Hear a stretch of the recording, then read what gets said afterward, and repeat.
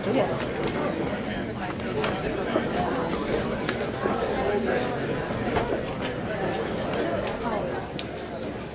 Okay, take your seats, please. We're just about to start. Back after lunch, and this panel is statutory authority and regulatory, legal liability issues, investors, industry, and governments.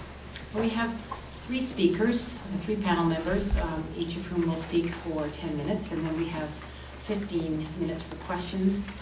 And during the time that they're speaking, we will be handing out question cards and collecting them. So please feel free to send in a question. And I will now start with Steve Dvorkin. Steve Dvorkin serves as a deputy practice leader of Dickstein and Shapiro's insurance coverage practice in New York State. During his tenure, he also worked with, prior to entering into private practice, he served as an assistant attorney, a U.S. attorney for the Southern District of New York, and previously as the Chief of General Enforcement Branch of the Region 2 Office of the United States EPA, Environmental Protection Agency. In private practice, he has represented clients in numerous environmental disputes, including trials, and has rendered counsel regarding the environmental implications of corporate transactions. Mr. Dvorkin has represented major corporate and institutional clients in the litigation of complex insurance coverage disputes since 1987. He is a recognized leader in the insurance coverage practice. He has spoken on both insurance and environmental law issues before bar groups and associations of city planners. So, if you would start, please, Steve, and at 8 minutes, you'll get a 2-minute signal. Okay? 8 whole minutes. Ladies and gentlemen, it's official. My topic is liability, and you should be pleased to know that I'm an expert on liability issues. I know that to be true because I read it on page 43 of Ben Parkin's paper. And Ben is himself a recognized expert in writing papers that say things that are absolutely true. Let's begin with first principles. Liability, broadly speaking, is responsibility imposed on one at law for damage or injury inflicted on the legally protected interests of another. For our purposes, under the United States law, we can consider two distinct categories of liability.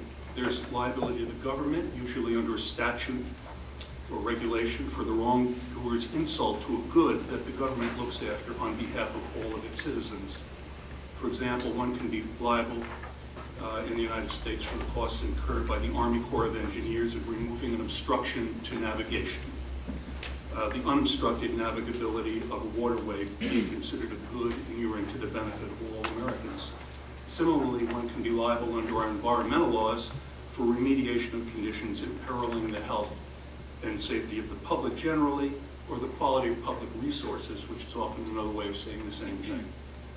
In contrast with the government's focus on repair and remediation, when we speak of liability to an individual claimant, we're almost invariably speaking of liability for judgment for money damages for harm to the claimant's legally protected interest that has already occurred. An actual degradation of the quality of his personal property, for example, as when the defendant is responsible for running into his car. Or worse, a negative impact on his health by way of a negligently designed drug or a botched medical procedure. One truism: if you're not responsible for inflicting harm on a legally protected interest of another, you should not incur liability. Now that concept is germane to today's discussion because there's a live debate as to whether hydraulic fracturing has injured anyone or anything. I can be agnostic on that issue. You've heard people address it. Certain individuals in the United States have already reached relevant conclusions and have instituted suits against those engaged in fracking-related activities, seeking money damages for various forms of harm that they say arose out of fracking activities. The U.S. federal government, in contrast, as we know, is still in an information gathering mode, and it remains to be seen whether there will be a perceived need for a regulatory scheme addressed to fracking looking forward, or for a liability regime addressing harm inflicted by past fracking activities.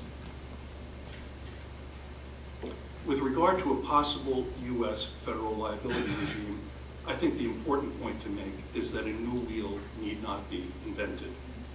If the statutory authority does not already exist, certainly the prototypes do. What CERCLA, the Comprehensive Environmental Response Compensation and Liability Act, what we often refer to as the Superfund Law, was enacted in 1980 to ensure the prompt, thorough remediation of conditions at abandoned hazardous waste disposal sites, where those conditions pose a threat to human health or the environment, and to ensure funding for those remediations by rendering certain categories of persons, again, responsible at law for the cleanups. Among those categories of responsible persons under CERCLA are the present owner of the site, the past operator of the site, or one who arranged for disposal of hazardous waste at the site. Remember that term. Now, of note under CERCLA, the liability is strict. There need not be any finding of fault. The activity that you engaged in at the time could have met standards, scientific standards at the time. RCRA, the Resource Conservation and Recovery Act, was enacted in 1976 to ensure the comprehensive regulation of active hazardous waste handling operations, generation, transportation, storage, and disposal. The drilling industry might well ask, what does all of that have to do with us? Hazardous waste? Moi? But let's look at the allegations of the hydraulic fracturing-related harm being bruited about and determine whether there is a fit. It's alleged that the fluids used in fracking are toxic or contain toxic constituents. It is accepted that not all of the fluids injected into wells are recovered. That might qualify as hazardous waste disposal under either RCRA or CERCLA, all other things being equal. But we hear the industry protest. What if the water in the fracking fluids is valuable? Because this operation that we're conducting is a long way from a source of water, and we intend to recover it and recycle it, as one of our speakers said. The driller might in those circumstances argue that the non-recovered fluids do not represent waste disposal because there was an intent to recover as much of it as possible. That water was an asset, not a waste. The inevitable failure of that argument under U.S. law, under CERCLA or under RCRA or under CERCLA or RCRA-like regimes, is foreordained by the fate of an analogous argument that was advanced by the toll formulators of pesticides in the U.S. And I think it's instructive.